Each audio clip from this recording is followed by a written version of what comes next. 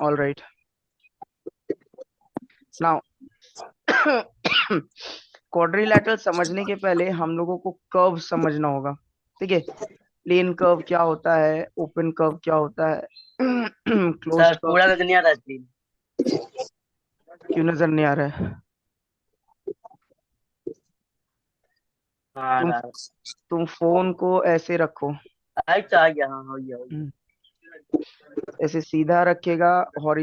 Vertical में तो नहीं होगा, हॉरिजॉन्टल रखो लैंडस्केप मोड में। ठीक है, समझ गया। ओके, नाउ सबसे पहले प्लेन कर्व। कर्व होता क्या है? एक प्लेन कर्व वो होता है जब हम किसी भी चीज को पेंसिल रखकर ड्राइंग करते हो। जैसे मान लो ये अभी हम ड्राइंग कर रहे हैं एक सर्कल, तो वो पेन को बिना उठाए हम पूरा सर्कल बनाए तो उसे प्लेन कर्व बोलते हैं। ठीक है, या अगर स्ट्रेट लाइन भी करते हैं तो देखो हम पेंसिल को उठा नहीं रहे, एक स्ट्रेट लाइन ऐसे ही बना दिए। अगर पेंसिल उठाएंगे तो क्या होगा, ऐसे थोड़ा थोड़ा थोड़ा थोड़ा हो रहा है ना, इसे प्लेन कर्व नहीं बोलेंगे। बट जब हम बिना उठाए कुछ भी ड्रॉ करेंगे उसे क्या बोलेंगे? Plane curve. ना ओपन कर्व क्या होता है?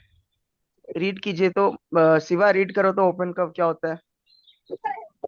And and an open curve which does not have the same starting point and end point. समझ आ गया? तो ओपन कर्व किसे कहते हैं? जिसका starting point and and point same नहीं होता है। इससे क्या मतलब है? मान लो यहाँ से हम ड्राइंग स्टार्ट किए। ठीक है, अच्छा एक स्ट्रेट लाइन लेते हैं, रुक जाइए। ऑलराइट, ना मान लीजिए हम लोग यहाँ से स्टार्ट किए। ठीक है, तो अब मेरा स्टार्टिंग पॉइंट क्या है? ये मेरा स्टार्टिंग पॉइंट है और ये मेरा एंड पॉइंट है। तो देखो दोनों तो सेम नहीं है ना? तो ओपन कर्व किसे कहते हैं? जब स्टार्टिंग पॉइंट और एंड पॉइंट सेम नहीं होता है उसे ओपन कर्व कहते हैं। ठीक है, ना इसे एक और तरीके से भी हम लोग समझ सकते हैं। जैसे फॉर एग्जाम्पल मान लेते हैं हम एक ड्रॉ किए इसे। ठीक है, जस्ट रैंडम। ठीक है, ये एक लाइन हुआ, लेट्स से ये एक लाइन हुआ, लेट्स से ये एक लाइन हुआ। ठीक है, नाउ इसमें आप लोग देखिएगा, नोटिस कीजिएगा कि मेरा जो स्टार्टिंग पॉइंट है वो अलग है। जैसे कि ये देखो, ये स्टार्टिंग पॉइंट है, ये एंडिंग पॉइंट है। कुछ भी ठीक है, यहाँ भी एक स्टार्टिंग पॉइंट है, ये एक एंडिंग पॉइंट है। यहाँ भी एक स्टार्टिंग पॉइंट है, यहाँ भी एक एंडिंग पॉइंट है। ठीक है, तो इससे हम लोग क्या देख रहे हैं? इसे ओपन कर्व कहते हैं। क्यों? क्योंकि स्टार्टिंग पॉइंट और एंड पॉइंट सेम नहीं है। ठीक है, ना एक और बात याद रखिए, ये जो ओपन गैप्स है इसे हम लोग ओपन कर्व कहते हैं। ये अभी किसी चीज को क्लोज नहीं किया है। ठीक है, ऐसे करके क्लोज नहीं हुआ है। ठीक है, तो इसीलिए हम लोग इसे ओपन कर्व कहते हैं। ना क्लोज्ड कर्व किसे कहेंगे? क्लोज्ड कर्व कहते हैं आपका, लेट्स से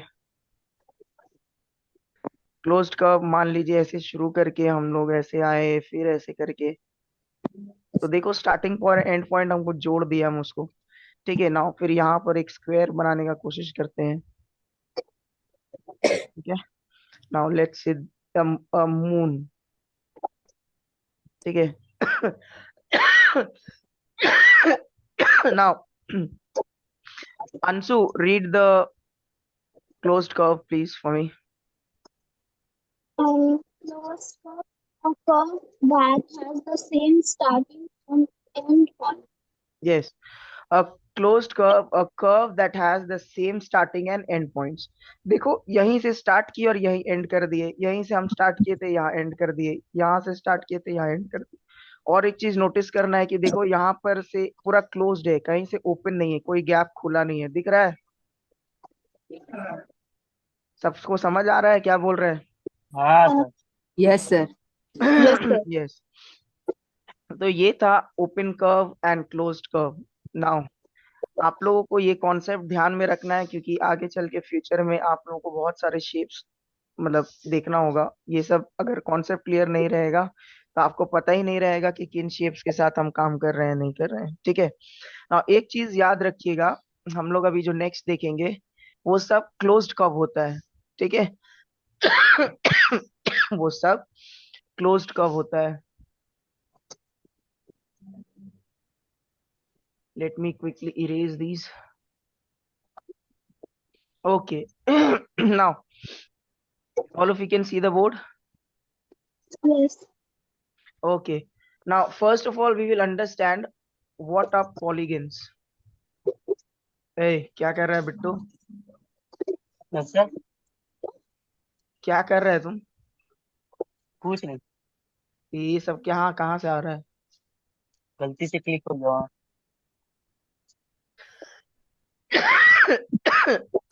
पॉलीगन्स किसे कहते हैं? ठीक है, पॉलीगन्स बेसिकली क्या है? ये सब शेप्स है, जितने भी क्लोज्ड कर्व्स होते हैं सब पॉलीगन्स होते हैं। ठीक है, क्या बोले हम? जितने भी क्लोज्ड कर्व्स होते हैं क्या होते हैं? Polygons. Polygon. Polygons. Now close करने के लिए हम लोग क्या करते हैं? Starting point and and point दोनों को जोड़ते हैं। ठीक है, हम लोग लास्ट इसमें देखे अभी।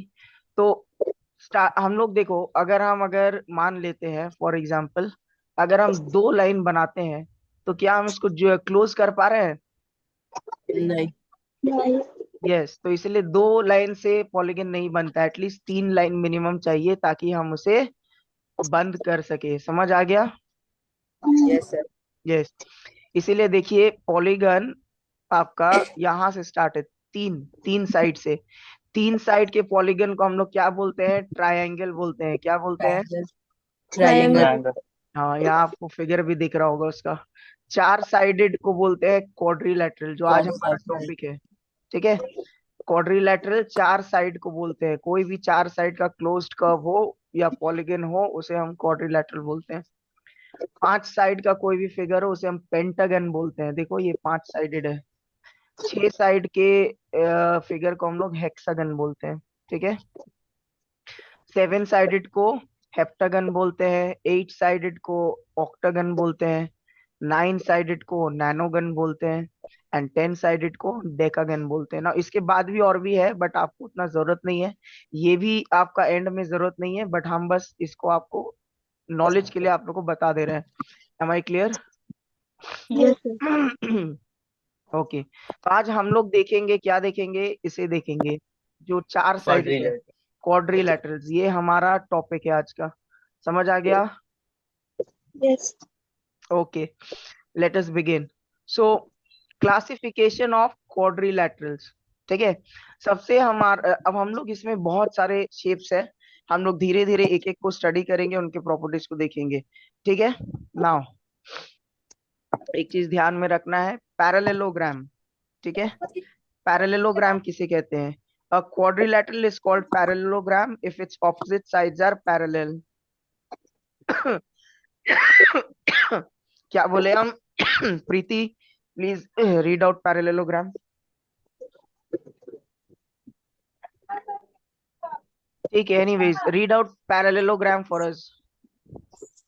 A quadrilateral is called a parallelogram if its opposite sides are parallel. Yes, तो हम लोग क्या देख रहे हैं? ऑपोजिट साइड क्या है? देखो यहाँ पर AC।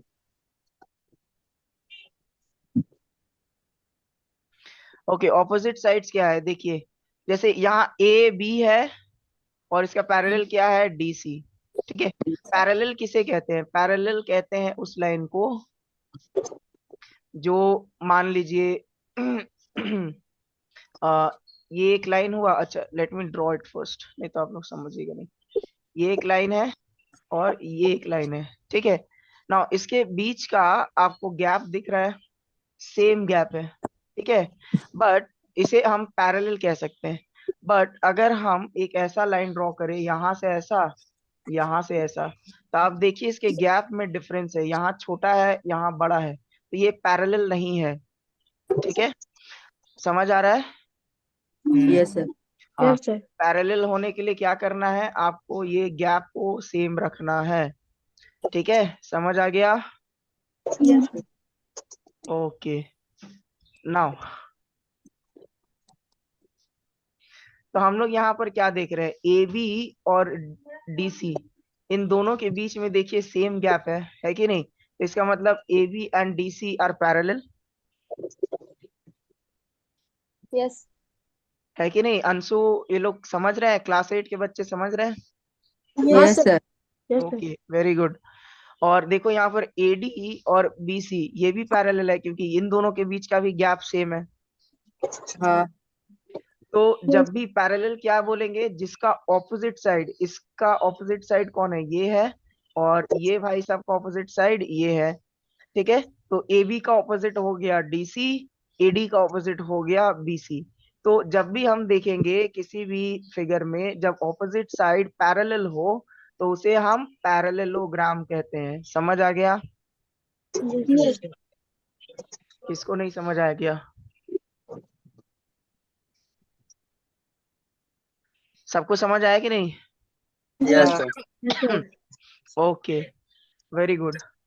नाउ अभी आपको एक और चीज आपको बता देते हैं। वैसे तो 8 में ये अभी आप लोग को करना नहीं है। ऑपोजिट एंगल भी आपका सेम होता है। ठीक है, पैरेललोग्राम में जो ऑपोजिट एंगल होता है वो भी सेम होता है। ठीक है, नाउ देखो यहाँ क्या बोल रहा है, डायगोनल्स आर नॉट इक्वल। मतलब अगर एसी हम लोग ज्वाइन करें और बीडी को ज्वाइन करें तो ये दोनों डायगोनल में डिफरेंस हो सकता है। They are not equal. Diagonal मतलब समझते हैं ना, एक कोण से दूसरे कोण को लाइन को जोड़ने से डायगोनल कहते हैं। क्लियर? हाँ, तो अगर हम एसी को जोड़े और बीडी को जोड़े तो आपको दिख ये इक्वल नहीं होगा। ठीक है, बीडी का लेंथ अलग हो सकता है, एसी का लेंथ अलग हो सकता है। ठीक है, इसीलिए इसमें लिखा है AC is not equal to BD. Okay, हाँ, rhombus. A parallelogram is said to be a rhombus if its all sides are equal. ठीक है, rhombus किसे कहेंगे? इट इज अ पैरेललोग्राम पर इसका चारों साइड इक्वल होगा। क्या होगा? चारों साइड इक्वल। Equal square. होगा। ठीक है, पर देखो वो एक पैरेललोग्राम है। देखो ये सीधा लाइन नहीं है, देखो ऐसे थोड़ा सा स्लांट है, दिख रहा है आप लोग को? स्क्वायर जैसे एकदम सीधा लाइन नहीं है, ये थोड़ा सा स्लांट है। तो ये पैरेललोग्राम है। देखो ये डबल डबल लाइन दिख रहा है ना, चारों में है। इसका मतलब होता है कि ये चारों लाइन का लेंथ इक्वल है। समझ आ गया? हाँ, और पैरेललोग्राम तो आपको पता ही है, ऑपोजिट साइड्स आर इक्वल। ये इससे equal, I mean sorry, parallel. तो opposite side and opposite angle. Opposite side बोले हम। ठीक है, तो यहाँ देखिए ABCD is a rhombus if AB is parallel to CD and AD is parallel to BC। तो AB is equal to BC, CD and DA। क्यों? क्योंकि हम क्या बोले, सारा साइड इक्वल है। तो जाहिर सा बात है AB is equal to BC and BC is equal to CD, CD is equal to AD। समझ आ रहा है? किसको नहीं समझ आया ये? सबको समझ आया कि नहीं? Yes sir. जवाब क्यों नहीं दे रहे आप लोग? नाउ अब इसका जो डायगोनल है, they bisect each other at 90 degree. इसका क्या मतलब होता है भाई? ठीक है, ये हम लोग देखने का कोशिश करते हैं। They bisect each other at 90 degree. तो यहाँ से just hold on a second.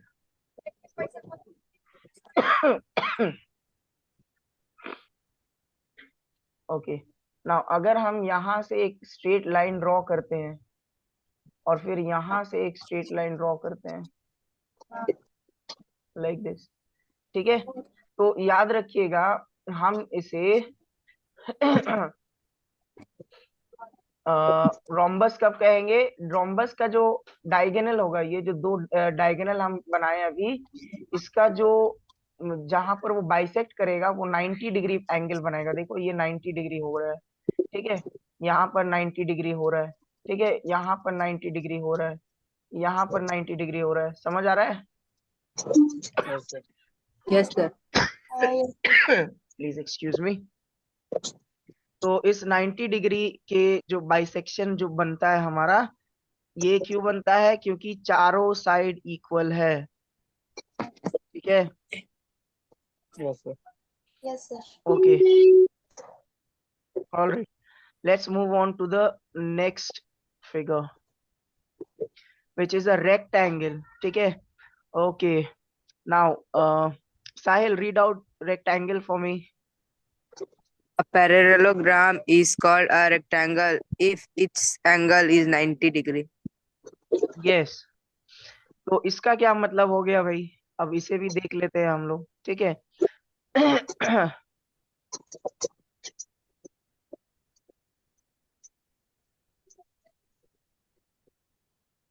ना यहाँ देखिए, if each angle is 90 degree, आपको दिख रहा है यहाँ पर हर एक एंगल क्या है, 90 degree. 90 डिग्री है, ठीक है। आप सबको पता है 90 डिग्री किसे कहते हैं। तो क्या बोला गया है, parallelogram is called a rectangle if each angle is 90 degree. तो देखो यहाँ पर चारों का चारों एंगल जो हम लोग देख रहे हैं, ये और ये चारों क्या है, 90 डिग्रीज में है, इसीलिए हम इसे रेक्टेंगल कह सकते हैं, ठीक है। पर पिछले वाला में अगर आप देखिएगा रोम्बस में, तो रोम्बस में यहाँ 90 डिग्री नहीं था। क्यों, देखो थोड़ा सा कर्व, थोड़ा सा टेढ़ा है, लाइन दिख रहा है। Yes, sir. हाँ. हाँ, इसीलिए 90 डिग्री नहीं है।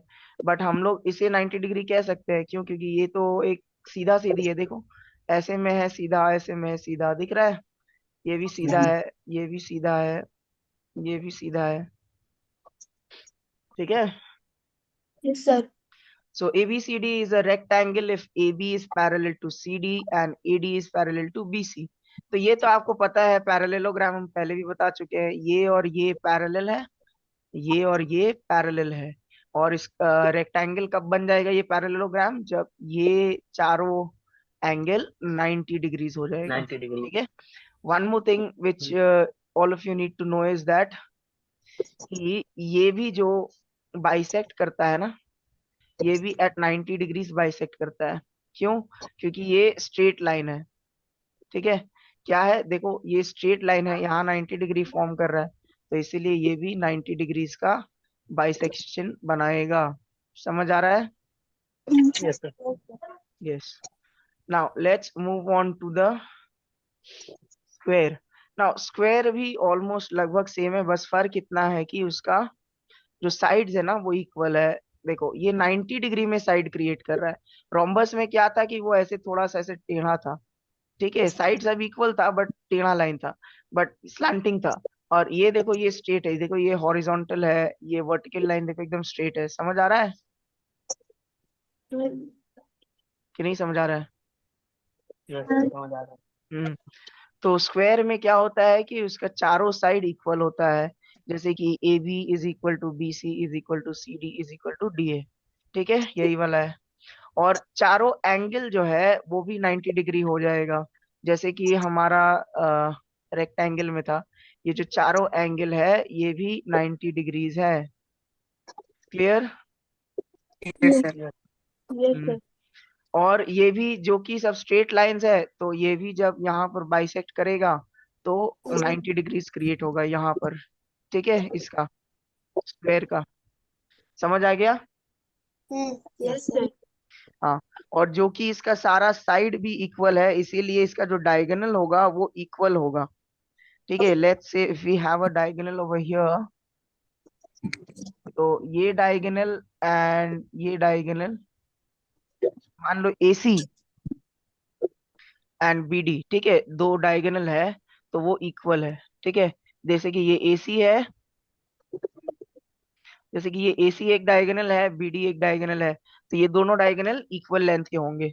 समझ आ गया। Yes. किसको नहीं समझ आया अब तक। हेलो, बोलिए सर। सबको समझ आ गया। Yes, sir. Yes, sir. Okay, the video is getting recorded, ठीक है, वीडियो रिकॉर्ड हो रहा है क्लास खत्म होने के बाद। अगर हम कर पाए तो अच्छा बात है, जब हम अपलोड करेंगे ये सब सब कुछ आपके ट्यूशन कॉपी में होना चाहिए, ठीक है। सब कुछ लिख कर आप लोग उतार कर लेकर आइएगा। Am I clear. Yes, sir. Okay, very good. Let's move on to the next part.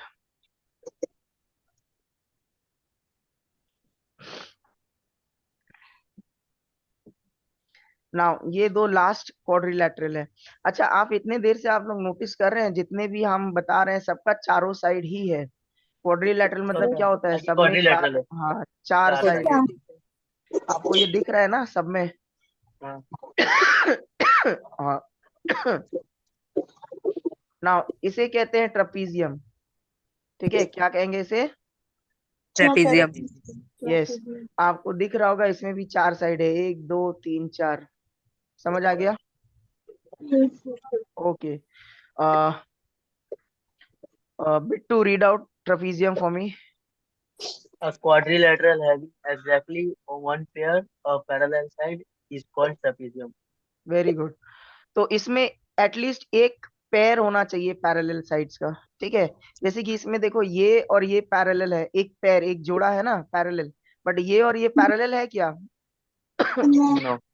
हाँ, वेरी गुड। तो ट्रेपीजियम में क्या होना चाहिए? एटलीस्ट एक पेयर पैरेलल होना चाहिए, तभी वो पर ट्रेपीजियम। वो तो ए बी बहुत छोटा और डीसी थोड़ा ज्यादा बड़ा, जो सेम हो रहा है, सेम छोटा चल बड़ा रहा से इसीलिए कुछ तो सर नहीं है। बोले। पैरेलल में आपका लाइन का लेंथ मैटर नहीं करता है, आपका डिस्टेंस मैटर करता है। दो लाइन के बीच में डिस्टेंस क्या है, समझ में आ गया? है। हाँ। हाँ, तो मान लीजिए अगर मेरे पास एक ऐसा लाइन है और एक ऐसा लाइन है, ठीक है। देखो दोनों पैरेलल है, पर क्यों? क्योंकि दोनों के Yes. बीच का ये जो डिस्टेंस है ये सेम है, देखो, है कि नहीं? देखो दोनों का डिस्टेंस सेम है। वहाँ क्लियर? एरो भी दिए।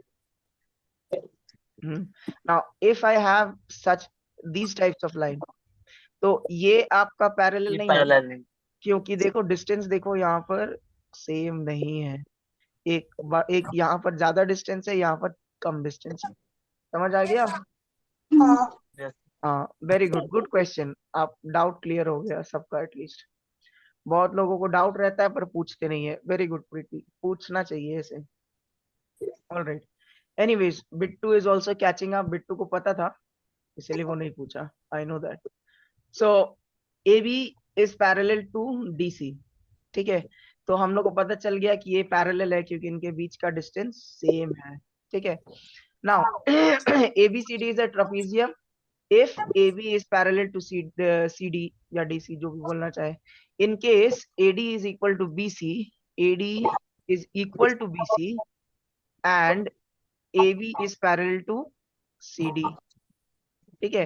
तो ये और ये इक्वल हो सकता है, इक्वल नहीं भी हो सकता है। मान लो इसे भी हम पैरेललोग्राम ही कहते हैं, ठीक है।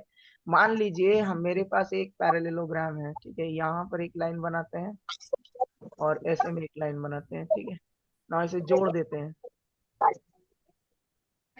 तो यहाँ पर आप लोगों को दिख रहा होगा कि ये सॉरी, ये जो लाइन है और ये जो लाइन है, इन दोनों का लेंथ में अंतर है। ये वाला बड़ा है, ये वाला थोड़ा छोटा है, हाँ ठीक है। पर ये एक हाँ। ट्रेपीजियम है, ठीक है। क्यों? क्योंकि ये और ये पैरेलल है। समझ आ गया? पैरेलल नहीं रहता तो ट्रेपीजियम नहीं कहलाता। जैसे मान लो अगर कोई शेप लेते हैं, फॉर एग्जांपल ऐसा कुछ लेते हैं, यहाँ से ऐसा है, यहाँ से ऐसा है, यहाँ से ऐसा है और फिर यहाँ से ऐसा है, तो देखो ये ट्रेपीजियम कहलाएगा क्या? No sir. नहीं, क्योंकि इसमें कुछ भी पैरेलल नहीं है। समझ आ गया? Yes, sir. Okay, Yes, sir. now if non-parallel sides are equal, then trapezium is called isosceles ऐसे trapezium, सेम। ठीक है।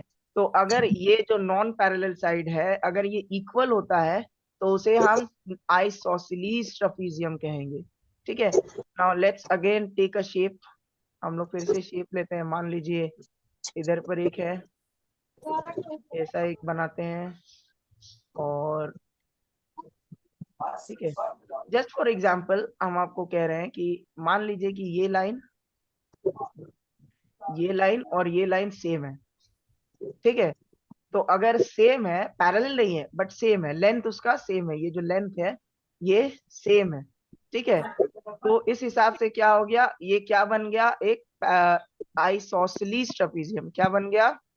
Plus very good. तो याद रहेगा ये टर्म आइसोसेलेस ट्रेपीजियम। ये कब होता है? जब Yes, इसका sir. जो नॉन पैरेलल साइड इक्वल होता है। क्लियर? Yes, sir. किसको नहीं समझ आया? ठीक है सर। Yes, sir, समझ आ शिवा, गया। Are you there? Yes, sir. Okay. Can you understand? Shiva, Yes, can sir, you समझ आ गया। understand? Yes, sir, समझ आ गया। Okay. अगर आपको कहीं पर भी कोई भी किसी को भी कुछ भी डाउट हो प्लीज पूछिएगा, मुंह बंद मत रखिएगा। Okay, sir.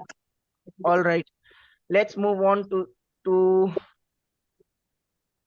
Kites. Kite. Yes, now ये काइट शेप है, आप लोगों को दिख ही रहा होगा, ये पूरा काइट शेप है, ठीक है। नाउ काइट शेप का खूबी क्या है? कौन बच गया रीडिंग करने से? Answer. अंशु रीडिंग की थी, शिवा भी रीडिंग, शिवा रीडिंग किया है? हाँ वो भी किया था। हाँ सर, सर आप भी कर लीजिए। अच्छा, हम ही नहीं किए, ठीक है, हम ही कर देते हैं तब। Kite, a quadrilateral with exactly two pairs of equal adjacent sides is called a kite. तो क्या बोल रहा है?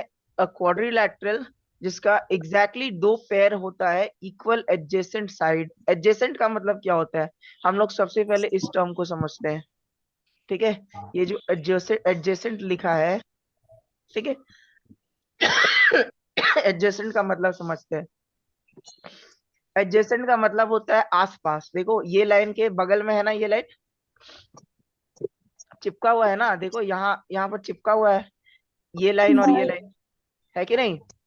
हाँ yes. तो आसपास को एडजेसेंट बोलते हैं। जैसे मान लीजिए बिट्टू और साहिल का घर आसपास है, तो हम लोग क्या बोलेंगे? दे आर एडजेसेंट, जो मतलब एकदम चिपका हुआ रहेगा, ठीक है। थोड़ा दूर है उन लोग घर, बट मेरा कहने का मतलब एकदम जो चिपका हुआ घर है।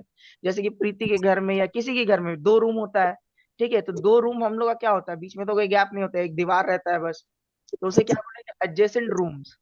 समझ आ गया? चिपका हुआ। तो Yes. ये साइड और ये साइड मेरा चिपका हुआ है, तो इसीलिए हम इसे एडजेसेंट बोल सकते हैं। और यहाँ पर देखिए ये साइड और ये साइड, अरे यार, ये साइड और ये साइड भी चिपका हुआ है, यहाँ पर एडजेसेंट है कि नहीं? हाँ yes. हाँ, तो वो लोग Yes, क्या sir. बोल रहा है? Quadrilateral with exactly two pairs equal adjacent side is called a kite. तो जो एडजेसेंट साइड होगा ना चिपका हुआ, वो दोनों हमेशा इक्वल होगा। देखो ये साइड और ये साइड का लेंथ एक है, ये साइड और ये साइड का लेंथ एक है। Am I clear? Yes. किसको नहीं समझ में आया ये वाला पार्ट? सर बार रिपीट करिए तो। देखो एडजेसेंट काइट में एडजेसेंट का मतलब समझा तुम? हाँ काइट में क्या बोल रहे हैं कि एडजेसेंट साइड जो होता है, दो साइड जो चिपका हुआ है, वो हमेशा लेंथ उसका इक्वल होगा। देखो A B is equal to A D, दिख रहा है हाँ यहाँ? A B is equal to A D, ये लाइन और ये लाइन का लेंथ सेम है। और देखो ये लाइन और ये लाइन भी एडजेसेंट है, ये वाला और ये वाला। तो यहाँ पर हम क्या बोल सकते हैं? B C is equal to C D. देखो ये दोनों सेम है, दिख रहा है? हाँ, हाँ yes sir. तो एक ऐसा क्वाड्रिलैटरल जहां पर दो एडजेसेंट साइड सिमिलर माने सेम लेंथ का हो, उसे हम काइट कहते हैं। समझ आ गया? yes, sir. Yes sir. Now one more thing, इसका जो डायगोनल है ये भी 90 डिग्री के एंगल में मीट करता है। ये देखो 90 डिग्री, यहाँ पर 90 डिग्री, यहाँ पर 90 डिग्री, यहाँ पर 90 डिग्री। समझ आ गया? Yes. Yes, sir. Yes, sir. Okay, तो यही था आपका क्वाड्रिलैटरल्स। ये कुछ बेसिक शेप्स थे जो आप लोगों को समझना था और समझाना था, जो हम कर दिए।